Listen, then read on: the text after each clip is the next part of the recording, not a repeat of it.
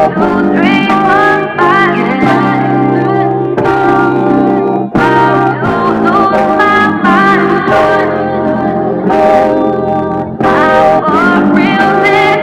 2019, I had friendships and relationships in my life that I deemed very important. Like, I was this close with the people in my life in 2019. And when 2020 started, I started off the year with nothing. Like, no nothing.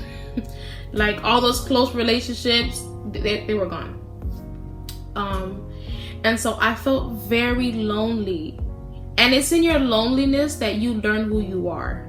So God had to remind me, number one, that just because you're lonely doesn't mean you're alone. And sometimes God has to strip you of the things that you think are important. God has to, in order for you to grow, some things have to die. And so God literally had to take some things from me because I was treating God like a side chick. And we need to begin to ask ourselves, where does my joy come from? Who does my joy come from? What is the source of my joy? And so I started off the year realizing that I had no true source of joy. I also realized that I started off the year without knowing myself. I had no identity. I couldn't recognize myself when I was looking at myself. And it began to scare me, and I began to get anxious, and I began to feel depressed, and I began to feel confused. I was asking God, like, why is this happening to me? Why do I feel so discouraged? And guys, I wasn't only discouraged in my friendship life. I was really discouraged in school. Like, it was really hard for me to do my homework or to study, and that may not be a big deal for many, but I'm not the kind of person that you have to drag to do things. You know, I'm usually on point. I'm usually doing what I have to do. But this year, guys, like, procrastination at its finest, laziness at its finest. Like, I started off the year, guys, completely discouraged. Like, I didn't want to do anything. And so just number one, don't forget, just because you're lonely doesn't mean that you're alone. And I also had to learn, number two, that I had to get over my pain. You got to get over that breakup. You got to get over that argument. You got to get over that betrayal, because sometimes instead of taking it to God, we let our pain choose for us. We let that betrayal choose for us. We make all of our decisions based on our pain. And so I began to make all my decisions out of spite and out of pain.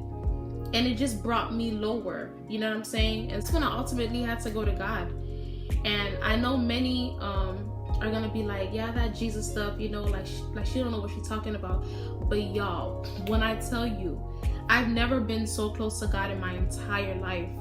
Like, this is the first year, like this is the first season in which I feel like I'm really experiencing God at another level. Like, prayer has really helped me a lot, and that's the number one advice I can give you. As you guys know, all relationships are built on communication. When you meet a girl, when you meet a guy, you have to talk to them. There's that dating stage, that talking stage. And so in the same way, we have a dating stage with God.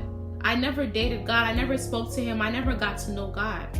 Sometimes we just want to vent to God and tell God all about us, but we don't want to listen to God to know about him. And so I realized that I was going to church. I was singing about somebody I didn't know. I was dancing about somebody I didn't know.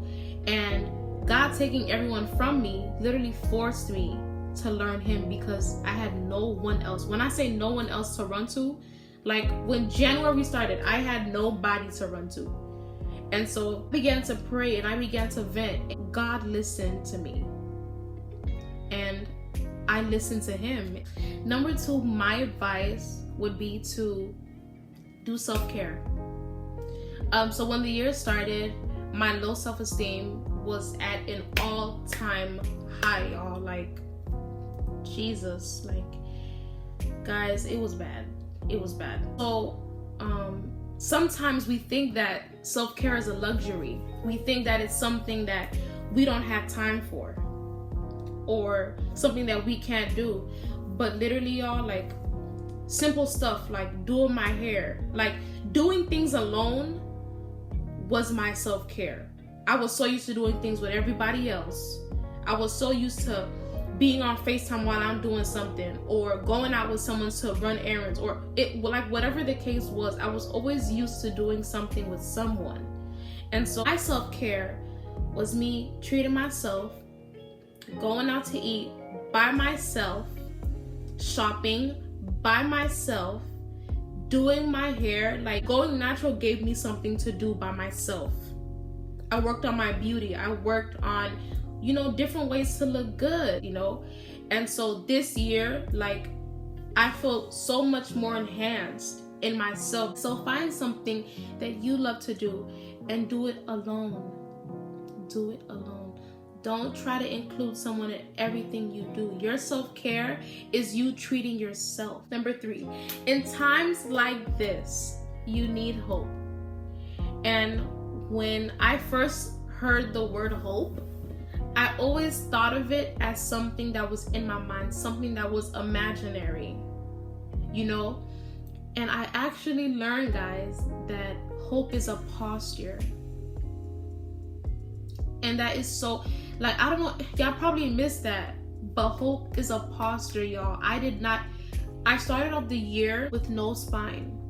I started off the year with no spine, with no backbone, with no strength. And when I learned that hope was a posture, I began to change my posture. And as I began to hope, I automatically had joy. My smile came back. My happiness came back. My joy really came back. And the Bible says, like, the one whose hope rests on God is truly happy. And y'all, I've just been truly happy. And your hope is only gonna change if you're willing to change your perspective. Like, we gotta stop having a negative mindset. We have to stop wanting to be discouraged. We gotta stop wanting to stay in the same state. Guys, I had to learn, I gotta pick myself up. And I know it's not easy. It's easy to talk about. It's not easy to just get up and get going. It's not. It took me, guys, I'm still coping. I'm still learning. Y'all, don't be discouraged. And when you have hope, you have joy. And when you have joy, guess what? You have rest. So number 3, get your rest. And I'm not just talking about going to sleep. Because sometimes we lay on our beds and our body is sleeping, but our mind is not. Our minds are racing. Like, I don't know if you guys know, but you ever went to sleep after an argument or with a problem, on your mind, and it's either you dream about it, or it's either like you're not really asleep for real. Like, you really thinking about it the whole night. You wake up thinking about it. And so, guys, I had to tell myself, wait with hope, be happy, trust in God, and guess what? Rest. After all of that, after having hope in the Lord, after, walking in your joy, after, being patient, after trusting, just rest. Just rest. The devil wants you to be restless. He wants to take your peace from you. I'm going to just let it go. I'm going to just give it to God. That's the mindset you got to have. And when you have that, I'm going to give it to you mindset, listen, that's when you really get a good sleep. You really get good rest. And that's when your mood is just overall, it's just better. My mood has changed because I'm getting more rest. Not only physical rest, but more of a mental rest and stuff like that. And I know school can be stressful. For me right now, school's about to end and I have so much work to do that I have to get done. But I have to remember that my victory, my success is not going to come from my strength. It's ultimately going to come from God's strength. So I can't wear myself out. I pour myself out all I want and it's still not come to pass. If I'm trying to do it with my own strength, I have to depend on God's strength. And so, like I said, guys, for number 3, have hope. Number 4, okay, I know I just said have hope, but this one is important to me too. Be positive. I have a friend that has one of the most positive mindsets that I've ever witnessed. I've never seen someone, the world could be falling down, he'll be like, yeah, it's gonna be fine, just relax. So I began to surround myself by positive people, godly people, and that's when I really just began to have more of a smile on my face. Where it's important that we have that self-care, that we have that that alone time with ourselves, but it's also important that we get out of our comfort zones and engage in our communities. And was engaging with positive people that really changed my mindset. you know. And now I have friends that have positive mindsets. I have friends that, you know, that encourage me when I'm down. Y'all pray about it, you know. Yeah, so be positive. Be positive. Remember that the promise is already, God's promises are already established. We just have to repeat them to inherit them. We have to walk through them. You know, your words have so much power. Your words invite. You know, your expectations invite words. And so, feeling alone, just begin to speak aloud, and your words are going to strengthen you. Lastly, guys, this is most important. Okay, this is most important. Have vision. Have vision. I didn't say have sight. I said have vision, because sight is only seeing what's in front of you. Vision is seeing beyond. And I had to learn that even though I'm going through what I'm going through right now, in terms of feeling lonely, or in terms of feeling anxious or fearful or timid, I have to look at the bigger picture. Because if you look too much at your situation, then you idolize your situation, and you believe more in your situation than the results that can come from that situation. I had to look at my low self-esteem and say, you know what? I'm not going to be discouraged, because one day I'm going to be able to talk about it. And I know I'm not talking about it as much right now, but it's something that I'm still working on. And I believe, like me personally, I believe that I'm going to be able to express myself, and I'm going to be able to openly talk about the things that I was once ashamed of. And guys, never let being ashamed get in the way. Oftentimes we don't want to share our vulnerability. We don't want to share our stories because we're so ashamed. We don't want to get up and do that thing that we love to do. We don't want to show others what we truly have because we're ashamed or we're scared. We gotta get rid of that ashamed mindset. Shame doesn't come from God, it comes from the devil. So he's just trying to play with your mind. Vision is gonna be your weapon this year.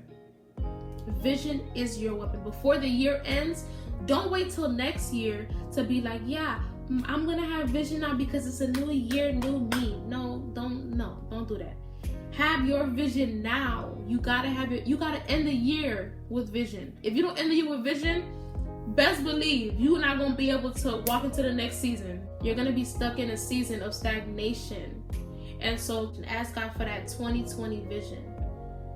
Ask him to show you what he wants. And guys, God showed me what he wanted. And that's the only reason I'm able to sit here, you know, and to share this, because God showed me what he wanted. And so it empowered me not to just sit around. When God shows you something, you don't just sit around and do nothing. When the Holy Spirit puts something on your heart, best believe it's going to come to happen. And so God gave me visions. He gave me dreams. He gave me signs, miracles, and wonders. And that is what literally pulled me out. To sum it all up, my conversations with God literally pulled me out. The conversations and conversations it goes both ways. It's two-sided. Not just praying and just saying things. My conversations with God some days would literally be me just sitting down and listening. Those friends will come. That community will come. And I'm still, you know, testing the waters. I'm putting my toe in the water just a little bit to see what community is good and this and that. But y'all, just ask God. Just ask him and listen to him. I really hope y'all enjoyed this video. I hope you guys learned something from it. And if you agree or disagree, if you have any questions, comments, or concerns, go ahead and put it in the comments down below. And don't forget to like, comment, and subscribe to your girl, okay? Listen, I tried or whatever. I hope you see my effort. And I love you guys. Thank you for watching. And stay tuned for next time.